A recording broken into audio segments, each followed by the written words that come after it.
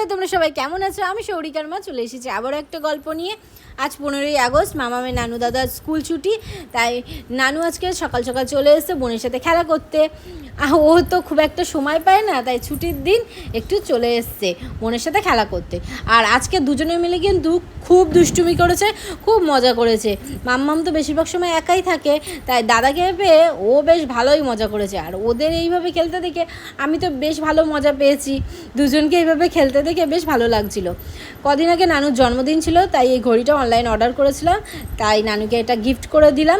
সন্ধেবেলা চলে গিয়েছিলাম নানুদের বাড়ি, আর নতুন জায়গায় গিয়েছে তো মামাম, তাই ঘুরে ঘুরে চারদিকটা দেখছে, আর কোথায় ওর দাদা রয়েছে সেদিকেই ওর নজর। তারপরে এখানে বসে মামাম একটু খেলা করছিল, আর আমি, দাদা, বৌদি, মামনি, বম্মা সবাই মিলে গল্প করছিলাম। দাদা এখানে খুব চেষ্টা করছে বোনকে জল খাওয়ানোর, আর আমি এখানে আমার পাপড়ি চাটটা এনজয় করছি। যারা বারাসাতে থাকো তারা বারাসাতের মৌচাকের পাপড়ি চাট যদি কোনো দিন ট্রাই করে থাকো, তাহলে বুঝতে পারবে এই পাপড়ি চাটের স্বাদই আলাদা। কেমন লাগলো ব্লগটা কমেন্ট করে জানিয়ে।